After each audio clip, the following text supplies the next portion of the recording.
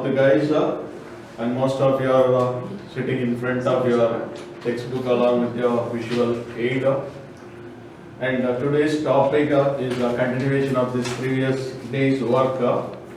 And two chapters it is hanging upon this area. One it is international economics and another one international economic organizations. These are the two topics that is keep on hanging upon this area. And already that is international economics is started. It is having a reflection with trade. So the term trade refers to exchanging of goods and services between two or more countries. And generally things are exchanged between the nation and the geographical entity.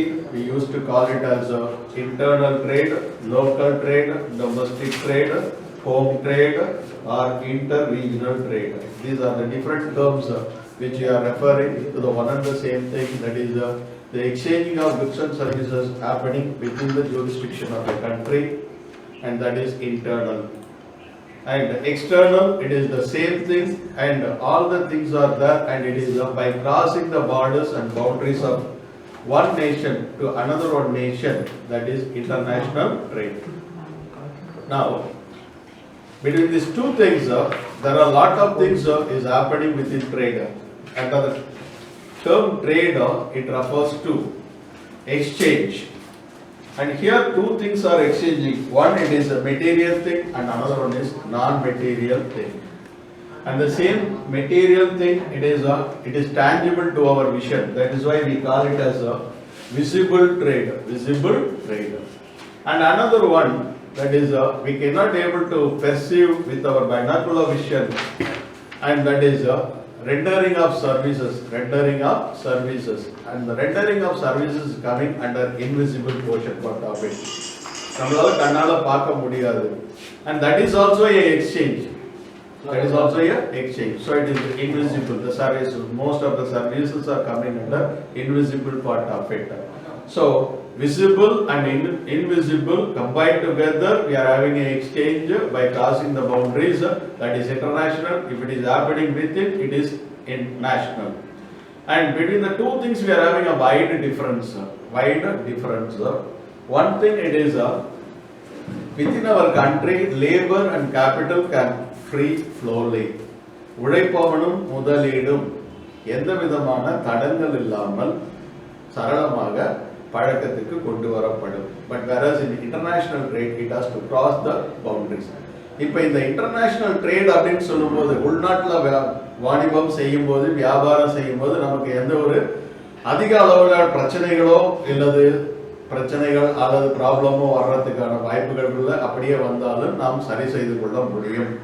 But in the case of international trade, when things are happening, problems or issues are happening, that has to be settled by the mutual concerning trading nation.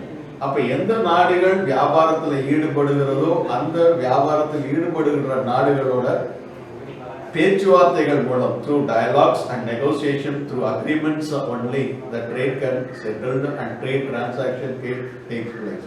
அப்படின்னு பார்க்கும்போது இன்னைக்கு நம்ம பார்க்கும்போது இந்த ரெண்டு சாப்டர்லயுமே international economics and international organisation சொல்லும்போது ஒரு முக்கியமான ஒரு சில நிகழ்வுகள், முக்கியமான ஒரு சில வார்த்தைகளை நாம பார்க்கக்கூடியது. அதுதான் இப்போ பிளாக் போர்டில் எழுதியிருக்கிற one, it is terms of trade அப்படின்னு ஒன்று, டேர்ம்ஸ் ஆஃப் ட்ரேட். அடுத்தது பேலன்ஸ் ஆஃப் ட்ரேட்னு ஒன்று எழுதியிருக்கேன். அடுத்தது balance of payment, devaluation, foreign currency, அடுத்தது எக்ஸ்சேஞ்ச் ரேட். இந்த டேர்ம் கொஞ்சம் நமக்கு முழுமையா தெரிஞ்சாதான் இந்த இன்டர்நேஷனல் எக்கனாமிக்ஸ் அப்படின்ற சாப்டரையும், அடுத்தது அது தொடர்புடைய இன்டர்நேஷனல் ஆர்கனைசேஷன் அப்படின்னு அடுத்த சாப்டரையும் கொஞ்சம் ஓரளவுக்கு தெளிவா புரிஞ்சுக்க முடியும். இப்போ முதல்ல வரும்போது நம்ம இந்த டேர்ம்ஸ் என்னன்றதை பார்த்துருவோம். முதல்ல டேர்ம்ஸ் ஆஃப் ட்ரேட் அப்படின்னு சொல்லக்கூடியது the rate at which goods of one country is exchanged with another one country. எந்த ஒரு சரி விகிதாச்சாரத்துல நம்மளுடைய பொருட்களை இன்னொரு நாட்டோட நாம பரிமாற்றம் செய்து கொள்ளப்படும் அப்படின்றது. அப்ப வால்யூம் ஆஃப் ட்ரேட்னு ஒன்று இருக்குது, டைரக்ஷன் ஆஃப் ட்ரேட் இருக்குது, கோட்டா இருக்குது, இவ்வளவுதான் குறிப்பிட்ட அளவு, ரெஸ்ட்ரிக்ஷன், பரிமாற்றங்கள், இப்படி பல நிகழ்வுகள் இருக்கும்போது நம்ம டேர்ம்ஸ் ஆஃப் ட்ரேட்ல பார்க்கக்கூடியது எந்த ஒரு விகிதத்தின் அடிப்படையில் எத்தனை பொருளுக்கு எத்தனை பொருள் நம்ம ஒரு நாட்டில இருந்து இன்னொரு நாட்டுக்கு அனுப்புகிறோம் அப்படின்றதுதான். The rate at which goods of one country are exchanged for that of another one country. இது வந்து எக்ஸ்போர்ட் பிரைஸையும் இம்போர்ட் பிரைஸையும் ஏற்றுமதி விலையையும் இறக்குமதி விலையையும் வைத்து தான் இந்த டேர்ம்ஸ் ஆஃப் ட்ரேட் அப்படின்ற ஒரு நிலை நிர்ணயிக்கப்படுகிறது. இது முதல்ல நல்லா தெரிஞ்சுக்கணும். தட் இஸ் ஒரு நாட்டில இருந்து எவ்வளவு ஏற்றுமதி பண்றோம், மற்ற நாட்டில இருந்து நம்ம எவ்வளவு இறக்குமதி பண்றோம், அதனுடைய விலை மதிப்பு அந்த சரி விகிதங்கள் எந்த அளவுக்கு எந்த அளவு நம்ம பெற்றுக்கொள்கிறோம் அப்படின்றது இதுதான் டேர்ம்ஸ் ஆஃப் ட்ரேட் அப்படின்னு சொல்றாங்க. அடுத்ததா வரக்கூடிய டேர்ம் பாத்தீங்கன்னா பேலன்ஸ் ஆஃப் ட்ரேட் அப்படின்னு சொல்றோம். இந்த பேலன்ஸ் ஆஃப் ட்ரேட் அப்படின்னு சொல்லும்போது the exchange of commodities or goods between one country to another country, ஒரு நாட்டிலிருந்து இன்னொரு நாட்டுக்கு அனுப்பப்படுகின்ற பொருட்கள் பண்டங்கள் அதனுடைய மதிப்பு. So the export price value of things which are exported to another country and from another countries the things which we are not at all producing, which we are incomplete to produce, and these are the certain thing and that is coming into our country and நம்ம நாட்டுக்கு உள்ள வரக்கூடியது அதனுடைய விலை நிகழ்வை பற்றி. So balance of trade அப்படின்னு சொல்லும்போது இங்க பொருட்களை மட்டும்தான் உள்ளடக்கும். பேலன்ஸ் ஆஃப் ட்ரேட்ன்ற வார்த்தையில என்ன வரும்னு கேட்டீங்கன்னா பொருட்கள் பண்டங்கள் அதனுடைய பண மதிப்பு தான் கணக்கில் எடுத்துக்கொள்ளப்படும். அதனால ஞாபகம் வச்சுக்கோங்க, பேலன்ஸ் ஆஃப் ட்ரேட்னு சொல்லும்போது பொருட்கள் பண்டங்கள், the articles or commodities and their value. அப்ப வேல்யூ அப்படின்னு சொல்லும்போது எக்ஸ்போர்ட் வேல்யூ, இம்போர்ட் வேல்யூ, ஏற்றுமதி செய்யக்கூடிய விலை அனுமானங்கள், இறக்குமதி செய்யப்படுகின்ற பொருட்களுடைய விலை நிர்ணயங்கள், இதுதான் நம்ம கணக்குல எடுத்துக்கணும். இது பேலன்ஸ் ஆஃப் ட்ரேட். இப்ப இந்த பேலன்ஸ் ஆஃப் ட்ரேடோ அடுத்து சொல்லப்படுற பேலன்ஸ் ஆஃப் பேமெண்ட், இந்த ரெண்டு வார்த்தைகள் பாத்தீங்கன்னா இந்த இன்டர்நேஷனல் அயல்நாட்டு வாணிப பொருளாதாரத்துல இந்த ரெண்டு வார்த்தைகளும் மாறி மாறி தொடர்ந்து வந்துகிட்டே இருக்கும். இது ரெண்டும் சரி சமமாக இருந்தால்தான் எந்த ஒரு நாடா இருந்தாலும் அந்த நாடு அந்நிய நாட்டு வியாபாரத்துல ஈடுபடும் போது ஒரு சமநிலை எய்தும் எட்டும். அப்ப the act of equilibrium அப்படின்னு சொல்றது சமநிலை. அப்ப இது ரெண்டு டேர்மையும் சரியா புரிஞ்சுக்கிட்டாதான் ஒரு நாடு என்ன பண்றது, வெளிநாட்டு வியாபாரத்துல தன்னிறைவு அடைகிறதா, நல்ல ஒரு position, is it in a commendable position or a good position அப்படின்றது தெரிய வரும். இப்ப பேலன்ஸ் ஆஃப் ட்ரேட்ன்றது சொல்லிட்டேன். அடுத்தது பேலன்ஸ் ஆஃப் பேமெண்ட் அப்படின்றது ஒண்ணு இருக்கு. பிஓபி அப்படின்னு ஷார்ட்டா சொல்லக்கூடியது பேலன்ஸ் ஆஃப் பேமெண்ட். இந்த பேலன்ஸ் ஆஃப் பேமெண்ட் அப்படின்ற போது பணிகளை உள்ளடக்கியது, the invisible things. அப்ப இன்விசிபிள் திங்ஸ் அப்படின்னு சொல்லும்போது நம்ம நாட்டில இருந்து உழைப்பவர்கள் வெளிநாட்டுக்கு போறாங்க, அவங்களுடைய உழைப்பை அந்த வெளிநாட்டுக்கு கொடுக்கறாங்க. அந்த வெளிநாட்டுல அவங்க அந்த உழைப்புக்கு ஏற்ற மாதிரி ஊதியத்தை பெறாங்க. அந்த ஊதியத்துல அங்க கொஞ்சம் செலவு பண்றாங்க, அதுக்கப்புறம் திருப்பி நம்ம நாட்டுக்கு அனுப்பி விடுறாங்க. அப்ப இவர்களுடைய பணிகளோட குவாண்டம் அப்படின்றது நிர்ணயம் பண்ண முடியாது. அப்ப எத்தனை கிலோ கொடுத்தான், எத்தனை லிட்டர் கொடுத்தான், எத்தனை மீட்டர்ல அவன் வந்து தன்னுடைய உழைப்பை கொடுத்தான்னு சொல்ல முடியாது. But it is scaled according to the services. அவனுடைய உழைப்பு, அந்த உழைப்புக்கு ஏற்ற வெகுமதி in terms of money value. அப்ப பேலன்ஸ் ஆஃப் பேமெண்ட் அப்படின்னு சொல்லும்போது the exchanging of service and the related price component of it expressed, that is balance of payment. Invisible item அப்படின்னு சொல்லுவோம், கண்ணுக்கு புலப்படாது. இப்ப நான் உங்ககிட்ட பேசிக்கிட்டு இருக்கிறது நீங்க என் கண் முன்னாடி கிடையாது, கிளாஸ் ரூம்ல கிடையாது, பட் நான் இந்த டாபிக் எடுத்து பேசிட்டு இருக்கேன். But you cannot see that how much quantum that I have given, how much quantum, 30 நிமிஷம் 35-40 நிமிஷம் நான் பேசிட்டு இருக்கேன், அதுதான் உங்களுக்கு தெரிய வரணும். எந்த அளவு எவ்வளவு வெயிட்டேஜ்ல நான் உங்களுக்கு இந்த பாடத்தை கொடுத்திருக்கேன்றது, it is not, we cannot scale it by having commodities. அப்ப இந்த சர்வீசஸ் பார்க்கக்கூடியது அப்படின்னு சொல்லும்போது that is expressed in terms of money or monetary value only. இப்ப இந்த ரெண்டுலயுமே பாத்தீங்கன்னா பேலன்ஸ் ஆஃப் ட்ரேட்லயும் பேலன்ஸ் ஆஃப் பேமெண்ட்லயும் ஒரு 3 நிகழ்வை நம்ம கொண்டு வந்து விட போகிறோம்.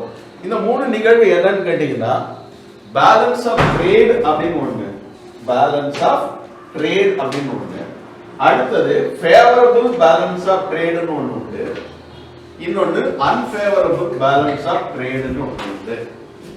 மூன்று நிகழ்வு. இப்ப பேலன்ஸ் ஆஃப் ட்ரேட் அப்படின்னு சொல்லும்போது balance of trade, favourable balance of trade, unfavourable balance of trade. இந்த மூன்று டேர்முமே பேலன்ஸ் ஆஃப் பேமெண்ட்டுக்கும் வரும். இப்போ எப்படி பாத்தீங்கன்னா ஒரு குறிப்பிட்ட வர்த்தக ஆண்டில் in a financial year part of it, a country is exporting to another one country and from other country it is receiving by way of it. Goods are coming inside, goods are going out. அப்படின்னு சொல்லும்போது அந்த ஒரு ஆண்டு நிர்ணயத்துல கணக்கிட்டு பார்க்கும்போது ரெண்டுமே எக்ஸ்போர்ட்டோ import value சரியா இருந்தால், so the value of exporting things and the value of importing things are equal, then we call it as the balance of trade. சரி சமமாகிறது. இத ஒரு சின்ன எக்ஸாம்பிள்ல இங்க கீழ நான் கொடுக்கிறேன். முதல்ல விளக்கம் தந்தறேன், அப்புறம் உங்களுக்கு சொல்லி கொடுத்தா உங்களுக்கு ஈஸியா புரியும். அடுத்தது ஃபேவரபிள் அப்படின்னு சொல்லும்போது நம்ம நாட்டில இருந்து வெளிநாட்டுக்கு அனுப்பக்கூடிய மதிப்பு, வெளிநாட்டில இருந்து நம்ம பெறக்கூடிய மதிப்பு வித்தியாசங்கள் ஏற்படும் என்றால் இது எப்படி சொல்லுவோம்? ஏற்றுமதி அதிகமாக இருக்கு. when exports are greater than the import, export is greater and import is less. அப்ப மற்ற நாடுகளுக்கு நாம் ஏற்றுமதி செய்வது அதிகமாக இருக்கிறது, மற்ற நாடுகளிலிருந்து நாம் பெறக்கூடியது குறைவாக இருக்கின்றது. அப்ப we are in a situation of advantages. நமக்கு சாதகமான ஒரு சூழ்நிலை இந்த வியாபாரத்துல, வெளிநாட்டு வியாபாரத்துல சாதகமான ஒரு நிலை ஏற்பட்டிருக்கு. அந்த சாதகமான நிலை தான் சொல்றோம் ஃபேவரபிள் பேலன்ஸ் ஆஃப் ட்ரேட். அடுத்தது வெளிநாட்டுல இருந்து நம்ம நிறைய பொருட்களை வாங்குகிறோம், நம்ம நாட்டில இருந்து பொருட்களை குறைவாக அனுப்புகிறோம் அப்படின்னு சொல்லும்போது we are in a confusing and congestion position. இதுதான் என்ன சொல்றது? unfavorable balance of trade. இதே நிகழ்வு தான் உங்களுக்கு பேலன்ஸ் ஆஃப் பேமெண்ட்ல கொண்டு வரோம். அப்ப பேலன்ஸ் ஆஃப் பேமெண்ட்ல கொண்டு போது ஒரு வர்த்தக ஆண்டில் கண்ணுக்கு புலப்படாத பொருட்களை நாம் மற்றவர்களுக்கு அனுப்புகிறோம். So the value of invisible things which are exported to other countries are taken into consideration, invisible services, and we receive from other people, that is invisible things, and the value is equal. ஒரு வர்த்தக ஆண்டுல invisible payment and export and import is equal. We call it as balance of payment, equal balance of payment. அடுத்தது we export, the export value of invisible things are greater than that. இதுதான் நாங்க என்ன சொல்றோம்னா receipt and payment. மற்றவங்கள்ட்ட இருந்து நம்ம வாங்குறோம், மற்றவர்களுக்கு நம்ம கொடுக்கிறோம். இது நம்ம காமர்ஸ்ல வரும்போது இந்த ரெண்டு இது சொல்லுவோம், கிரெடிட் டிரான்சாக்ஷன், டெபிட் டிரான்சாக்ஷன் அப்படின்னு சொல்லுவோம். அதை இப்போ உங்களுக்கு கூடிய விரைவில் இந்த சொல்லும்போது சொல்லிடுறாங்க. அப்போ ஒரு வர்த்தக ஆண்டுல பணிகள் அதிகமாக வெளிநாட்டுக்கு சென்று வெளிநாட்டில் இருந்த பணிகள் குறைவாக பெற்றோம் என்றால் we are in a favorable balance of payment. அடுத்து வெளிநாட்டில இருந்து நம்ம பணிகளை நிறைய பெற்றுக்கொண்டு நம்ம நாட்டில் இருக்கக்கூடிய பணிகள் வெளிநாட்டுக்கு அதிகமாக போகவில்லை என்றால் the invisible services from our country is not going at a large rate to another country, then it is unfavorable balance of payment. இதுதான் இதுல இருக்கக்கூடிய மையமான நிலை. இத இப்ப சொல்லும்போது பாத்தீங்கன்னா எக்ஸ்போர்ட் ஐட்டம், இம்போர்ட் ஐட்டம் இங்க கொடுத்திருக்கேன். ஒரு வர்த்தக ஆண்டுல 1000 ரூபாய்க்கான பொருட்கள், 1000 கோடி ஆன பொருட்கள் வெளிநாட்டுக்கு போகுது. வெளிநாட்டுல இருந்து 500 கோடி ரூபாய்க்கான பொருட்கள் நம்ம நாட்டுக்கு உள்ள வருது. This is goods are going out. This is the debit side. And goods are coming in, that is the credit side. அப்படின்னு சொல்லக்கூடியது. இப்போ 1000 கோடி ரூபாய் வெளியில போயிடுது. 1000 கோடி ரூபாய்க்கு பாத்தீங்கன்னா இங்க நம்ம இறக்குமதி பண்றது 500 தான். There is we are in a surplus position of 500 crores which others have to pay to our country. So we are in a favorable position. Quite opposite to that, we are exporting to different countries 500 crores worth of things and we are getting more than 1000 crores. So that minus concept of 500 crores from ours, the payment are the things which you are to go to other countries. So it is unfavorable. The same now balance of payment வரும்போது we are taking into the visible goods and the invisible goods. அப்ப கண்ணுக்கு புலப்படக்கூடிய பொருட்களையும் மதிப்பையும் எடுத்துக்கிறோம், கண்ணுக்கு புலப்படாத பொருட்களோட மதிப்பையும் நம்ம எடுத்துக்கிட்டு ரெண்டையும் சரிசமம் செய்கிறோம். இந்த வார்த்தைகள் பாத்தீங்கன்னா throughout this topic, international economics and international economic organizationல இந்த term அடிக்கடி வந்து போகும். அடுத்ததா வரக்கூடியது devaluation. The word devaluation, வேல்யூவேஷன்ன்றது மதிப்பிடுறது, டிவேல்யூவேஷன்னா ஒரு நாட்டு நாணயத்தை குறைச்சி மதிப்பிடுறது, ஒரு நாட்டினுடைய நாணயத்தை குறைத்து மதிப்பிடுறது. It means a reduction in the value of one country's currency in terms of gold or other securities.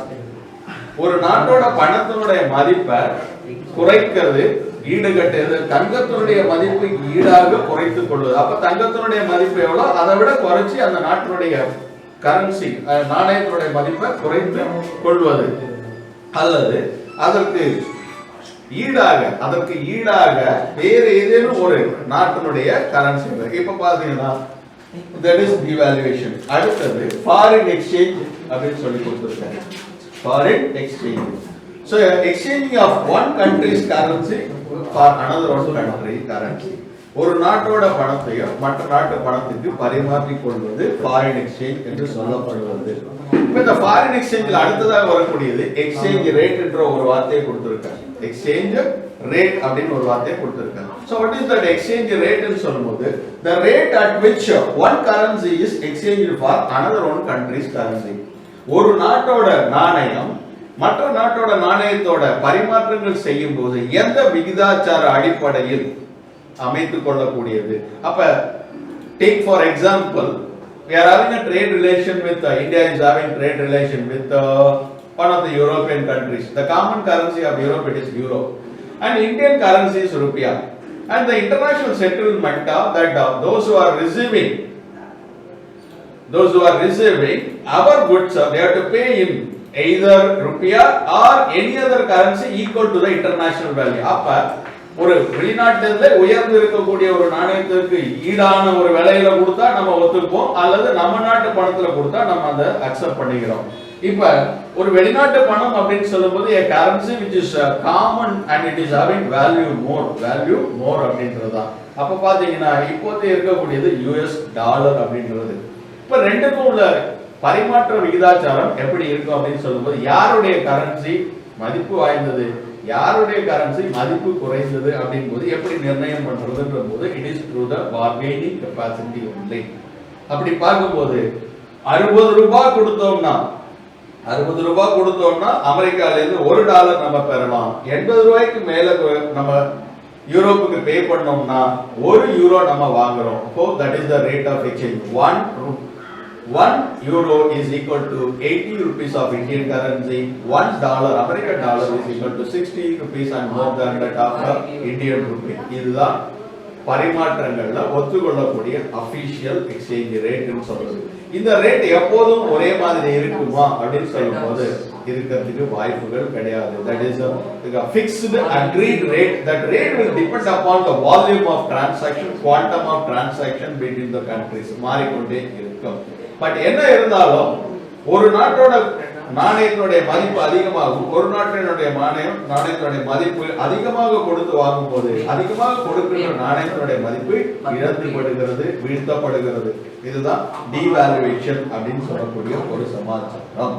இப்ப இதெல்லாம் தெரிஞ்சாதான் நம்ம அடுத்தது இன்டர்நேஷனல் எக்கனாமிக்ஸ்ல வரக்கூடியது ரொம்ப முக்கியமான ஏரியா என்னன்னு கேட்டீங்கன்னா இங்க balance of trade and balance of payment and disequilibrium. இந்த சமநிலை எழுதினால் பரவாயில்ல, சமநிலை இல்லாமல் ஒரு நிலை வந்தா அதை எப்படி செய்யறது, how to set right the disequilibrium happen in the international economics. அததான் நம்ம சொல்றோம் balance of trade, balance of payment and balance of trade both combined together. The disequilibrium has to be adjusted. இப்ப இந்த பேலன்ஸ் ஆஃப் பேமெண்ட்ல அப்படின்னு சொல்லக்கூடியதுல credit side அப்படின்னு ஒன்னு சொல்றோம். Credit side.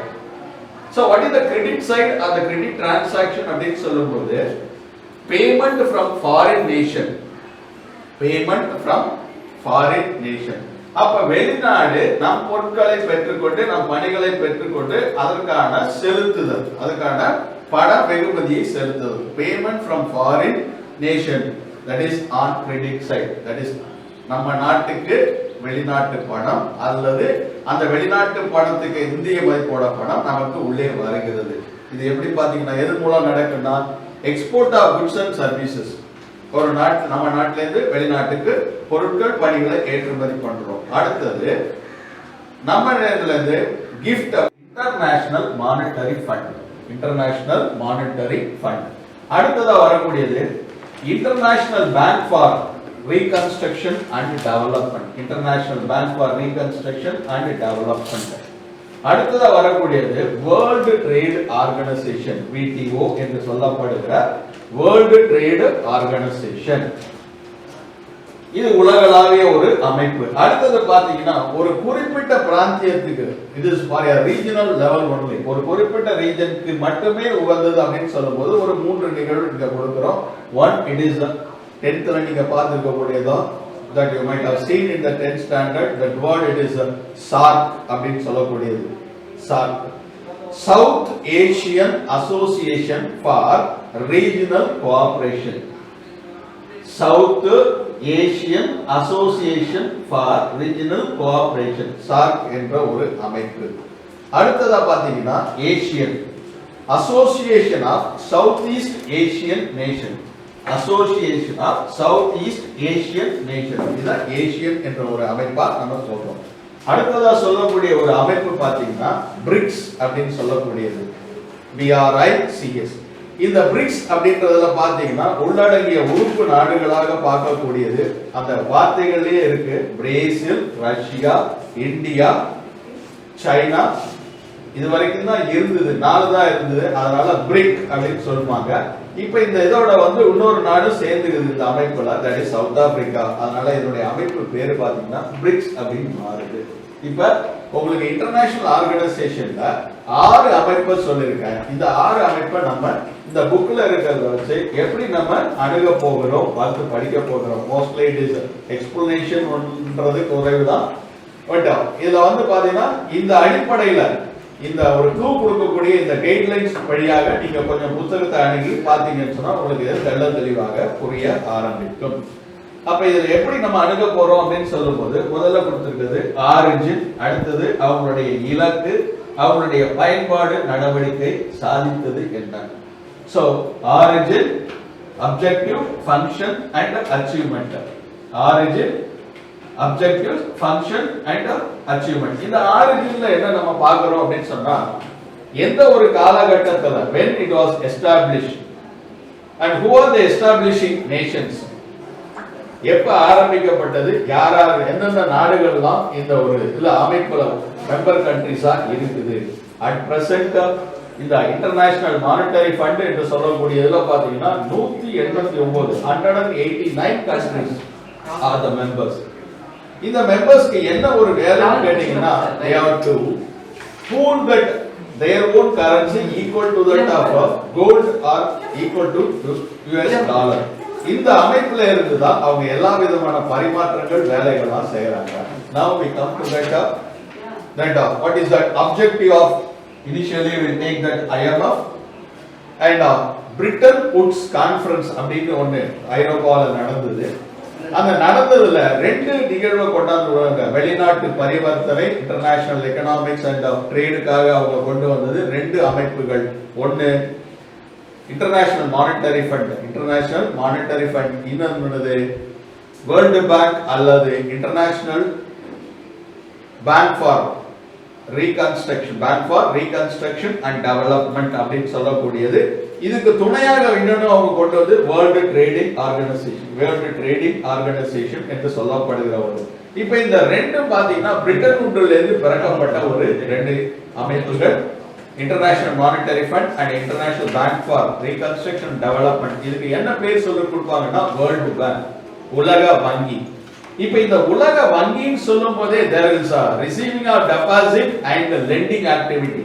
கொஞ்சம் பேங்க்னு சொன்ன உடனே பாத்தீங்கன்னா என்ன, வைப்புகளை ஏற்றுக்கொள்வது, கடன் உதவிகளை செய்வது. இங்க என்னன்னா வைப்புகள் யார் செய்யறா அப்படின்னு கேட்டா, the amount of money is pooled by the member countries only and to the member countries only when there is happening a international disequilibrium in the balance of payment and balance of trade, that member country can make use of it.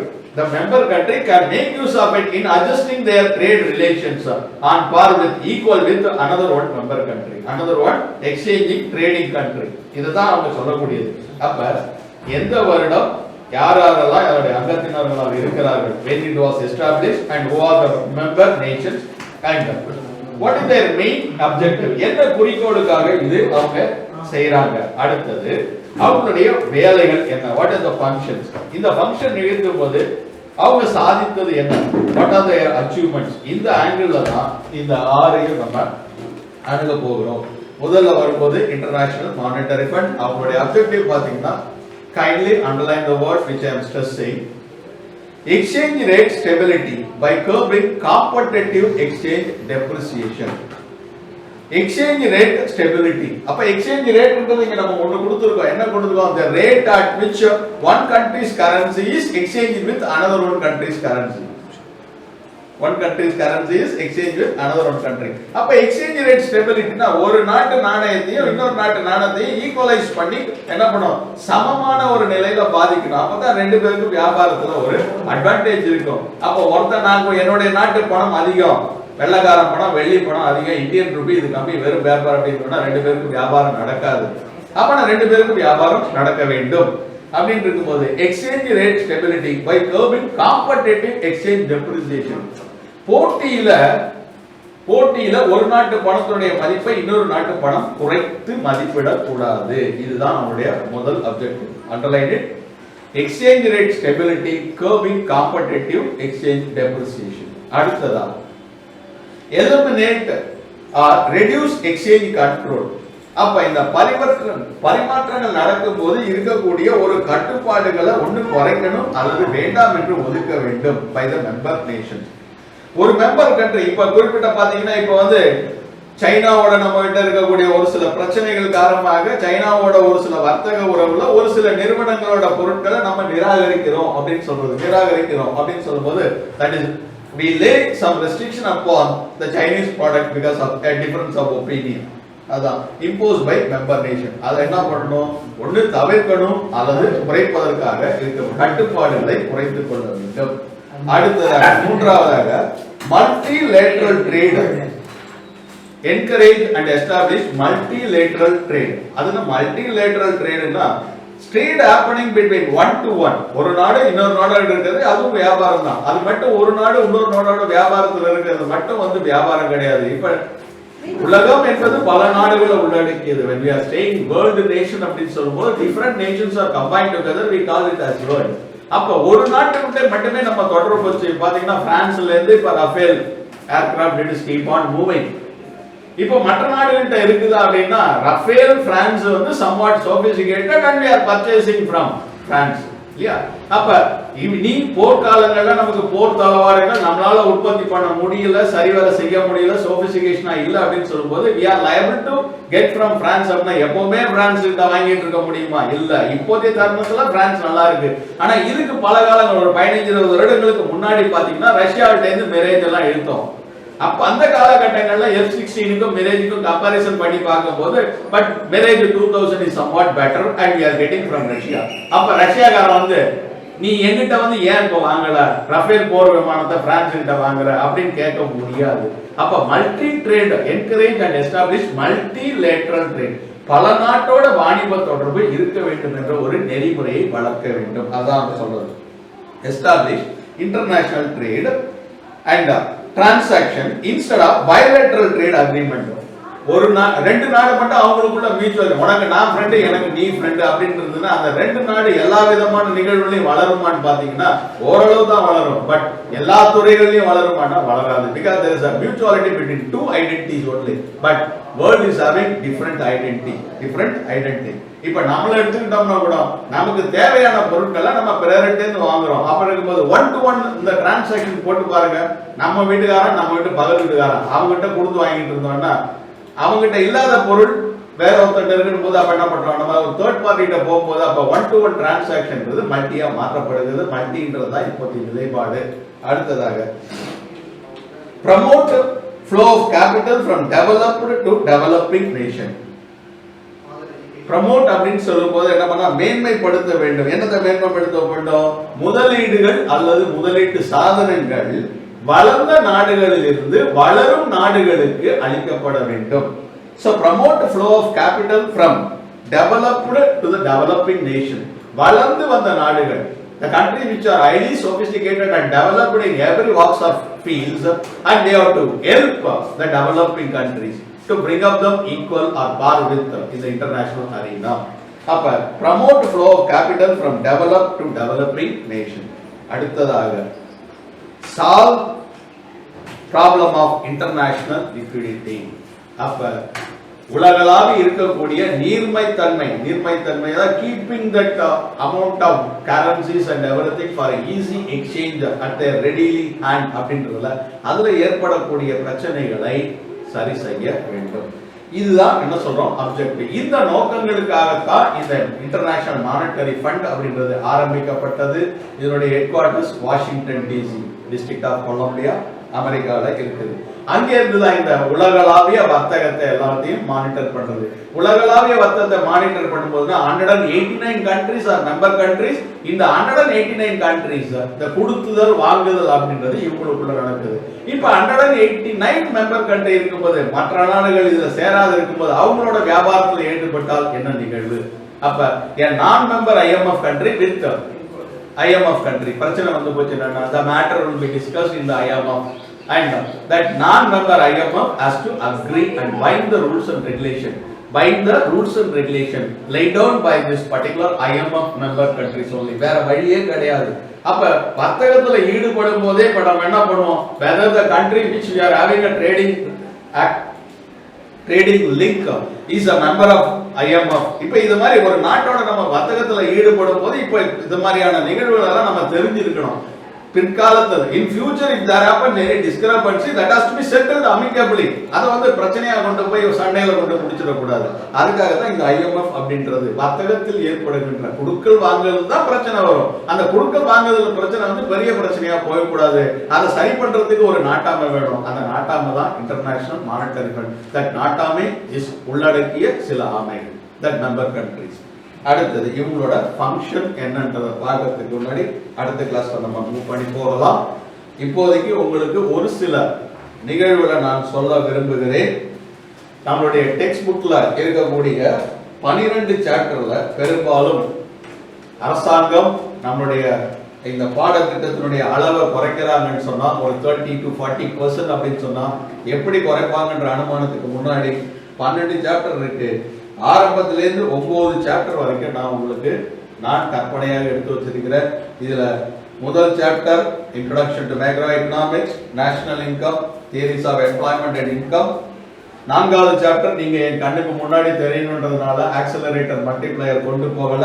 அடுத்ததா monetary economics, banking, international economics, international organisation and finally physical economics. இந்த 9 சாப்டர்ல இப்ப குறைஞ்சபட்சம் ஒரு 2 சாப்டரை நான் என்னோட கைக்குள்ள வச்சுட்டு இருக்கேன், நடத்தி கொடுத்துட்டு அதுக்கப்புறம் ஒவ்வொரு சாப்டரா ரிவிஷன் வந்துட்டு இருப்பேன். இப்ப உங்ககிட்ட நான் எதிர்பார்க்கறது what I am expecting from you. November வரப்போகிறது, ஃபெஸ்டிவல் தான் நெருங்குது. டிசம்பர் வந்தாலும் ஃபெஸ்டிவல், ஒரு இயர் முடிய போகிறது. இப்ப நீங்க ரொம்ப சோபிஸ்டிகேட்டடா லேசியா லெத்தார்ஜிக்கா இருக்க வேண்டாம். என்ன நடக்கும் அப்படின்றத நம்ம ஆன்டிசிபேட் பண்றதுக்கு முன்னாடி ஒரு மாதத்துல நீங்க ஒரு மாதத்துல ஒரு சாப்டர் அல்லது 2 சாப்டர் 15 நாளைக்கு ஒரு சாப்டர் அப்படின்ற முறையில நீங்க படிச்சு தரவு பண்ணிட்டீங்கன்னா அங்க அரசாங்கம் எந்த நேரத்துல உங்களுக்கு பரீட்சை வச்சாலும் உங்களால் இந்த மாதிரியான சூழ்நிலையில் தெளிவாக பயம் இல்லாம நீங்க பரீட்சை எழுத முடியும். இதர் ஜனவரிக்கு அப்புறம் நீங்க நேர்முகமா கிடைத்தாலோ இல்ல மற்ற எந்த தொலைத்தொடர்பு கூட கிடைச்சாலோ உங்க சந்தேகங்களை பக்கத்துல நோட் பண்ணி வச்சுங்க. சந்தேகங்கள் உடனுக்குடன் நிவர்த்தி செய்யப்படும். அதனால 15 நாளுக்கு ஒரு சாப்டர் கொஞ்சம் சோம்பேறித்தனத்தை பார்க்காம don't look upon that laziness and enjoyment. 15 days once try to complete one chapter of this 2 mark, 3 mark, 5 mark and objective. Thank you so much.